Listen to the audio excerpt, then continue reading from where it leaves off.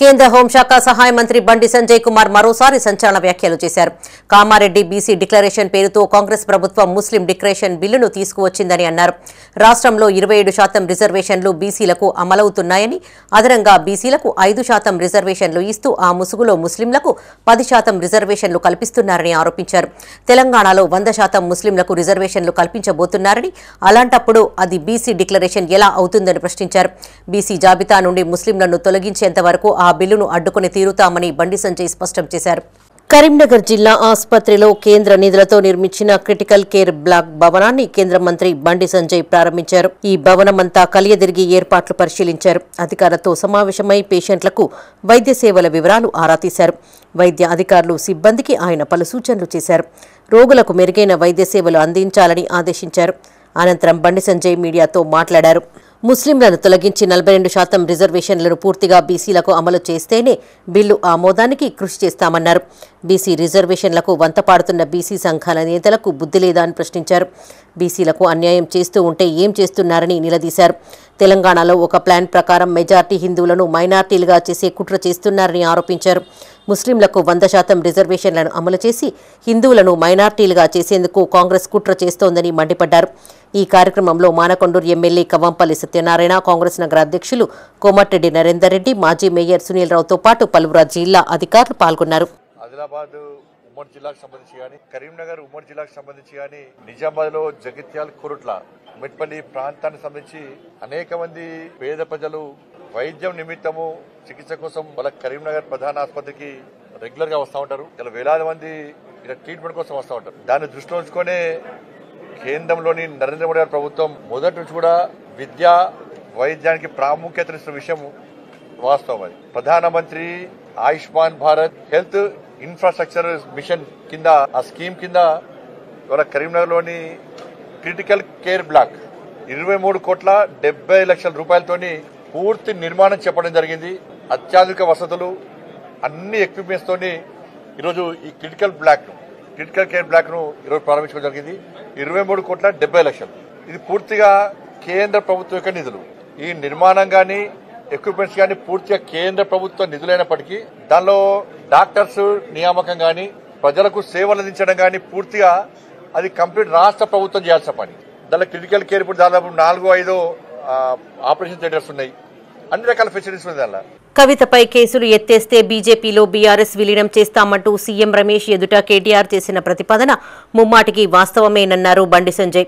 అది తప్పు అని చెప్తున్న కేటీఆర్ కు బండి సవాల్ విసిరారు. నేనే వేదిక ఏర్పాటు చేసి సీఎం రమేష్ ను తీసుకొస్తా, డేట్ టైం ఫిక్స్ చేయి, దమ్ముంటే చర్చకురా, ఎవరిది తప్పో తేలుద్దామంటూ సవాల్ విసిరారు. ఇది అన్న గతంలో నేను కూడా అన్నా, నేనైతే చాలా మంది పట్టించుకోలే. తర్వాత వాళ్ళ చెల్లె అయిపోయినాక మళ్ళీ ఇప్పుడు ఏమైంది, ఇప్పుడు సీఎం రమేష్ గారి పేరు. ఇవాళ బీఆర్ఎస్ కు వాళ్ళ పార్టీని నడుపుకునేటువంటి సత్తా లేదు. పార్టీని నడుపుకోలేని స్థితిలో బీఆర్ఎస్ పార్టీ ఉంది. పూర్తిగా అవినీతిలో కూరుకుపోయినారు. ఇలా మేం చెప్పు కాదు, నరేంద్ర మోడీ గారు నిజామాబాద్ బహిరంగ సభలో క్లియర్ గా అయిపోయాడు. సీఎం రమేష్ గారు చెప్పింది వాస్తవము.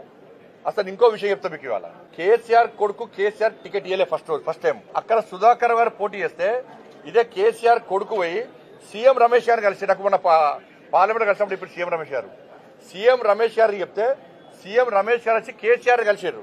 అరే కేటీఆర్ పోటీ చేస్తారంటే వద్దు అక్కడ గెలవడు అని చెప్పన్నారు. అక్కడ కేకే మహేందర్ గారు గెలుస్తారు, ఈయన గెలవడు అన్నారు. గెలవడు అన్న కేసీఆర్ సీఎం రమేష్ గారు ఎట్లా ఒప్పించారు, కేసీఆర్ గారు ఒప్పించి సుధాకర్ గారు డ్రాప్ చేయించారు. అప్పుడు పరిస్థితి ఏంది, కేసీఆర్ కొడుకు పరిస్థితి 3 షర్టు, రబ్బర్ చెప్పులు, ఆ ఫోటో చూసినమైతే అది అప్పుడు సీఎం రమేష్ గారే ఆర్థిక సాయం చేసిండు. ఏటా బోనాల పండుగను నిర్వహించే బంజారాహిల్స్ పెద్దమ్మ గుడిని అధికారులు కూల్చివేయడాన్ని బండి సంజయ్ తీవ్రంగా ఖండించారు.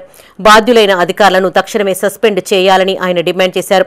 ఇతర మతాలకు సంబంధించిన ప్రార్థనా మందిరాలు, మసీదులను కూల్చే దమ్ముందా అని అధికారులను ప్రశ్నించారు. రోడ్డుకు అడ్డంగా ఎన్నో ఉన్నా ఎందుకు పట్టించుకోవడం లేదని నిలదీశారు.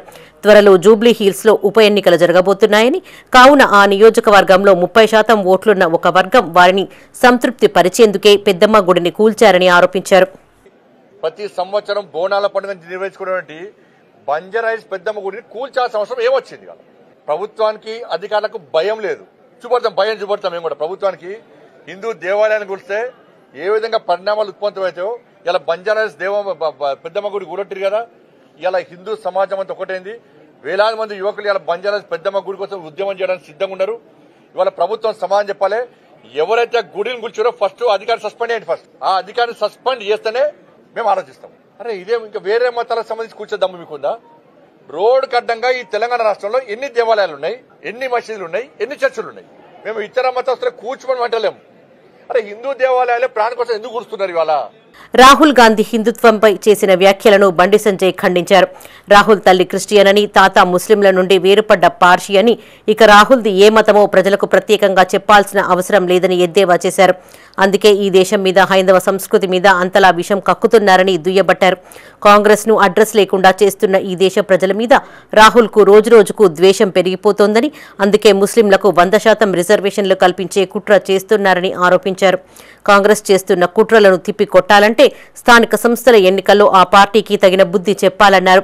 రాబోయే ఎన్నికల్లో బీజేపీ అభ్యర్థులను గెలిపించి మన ధర్మాన్ని, దేశాన్ని రక్షించుకోవాలని పిలుపునిచ్చారు. డాక్టర్ బీసీ లక్ష్మణ్ గారు, అంతకుముందు దత్తాత్రేయ గారు కూడా బీసీఏ, అంతకుముందు చలపతి గారు కూడా బీసీఏ, ఉన్నదాం కూడా బండి సంజయ్ కూడా బీసీఏ. ఇలా మీ ప్రభుత్వం, మీ పార్టీలో ఎంతమంది బీసీలు ఉన్నారు? మా పార్టీలో ఎంతమంది బీసీలు ఉన్నారు? గతంలో ఇప్పుడు తెలంగాణ రాష్ట్రంలో మీ ప్రభుత్వంలో ఎంతమంది బీసీలు ఉన్నారు మంత్రులు? వాళ్ళు నరేంద్ర మోడీ గారి ప్రభుత్వంలో 27 మంది ఎంపీలు, బీసీ ఎంపీలు మంత్రులు, 12 మంది ఎస్సీ సామాజిక వర్గానికి సంబంధించిన ఎంపీలు మంత్రులు, 8 మంది ఎస్టీ సామాజిక వర్గానికి సంబంధించిన ఎంపీలు మంత్రులు. మా దేశ ప్రధాని బీసీ. ఆ బీసీని, మోడీ కులాన్ని బీసీగా మార్చింది ఎవరు, గుర్తించింది ఎవరు? 40 సంవత్సరాల క్రితము కాంగ్రెస్ పార్టీ ప్రభుత్వమే కదా. మరి మోడీ గారు కన్వర్ట్ అంటే రాహుల్ గాంధీ గారు వాళ్ళ తాత ఏ జాతే? పార్సీ జాతికి సంబంధించిన ఫిరోజ్ ఖాన్ గాంధీ మనవాడు. వాళ్ళ తల్లి ఏ జాతి? ఇటలీకి చెందిన క్రైస్తవురాలు. మరి రాహుల్ గాంధీ గారు కన్వర్ట్ క్రిస్టియనా, కన్వర్టెడ్ ముస్లిమా, కన్వర్టెడ్ హిందువా చెప్పాలి. మోడీ గారు పక్కా హిందూ. మీ కాంగ్రెస్ పార్టీ వాళ్ళని బీసీలో గుర్తించింది, వాళ్ళ కులాన్ని బీసీలో వచ్చింది, పక్కా బీసీ. నేను క్లారిటీ ఇచ్చిన. మరి రాహుల్ గాంధీ గారు కన్వర్టెడ్ క్రిస్టియనా, కన్వర్టెడ్ ముస్లిమా, లేకపోతే హిందువా చెప్పండి.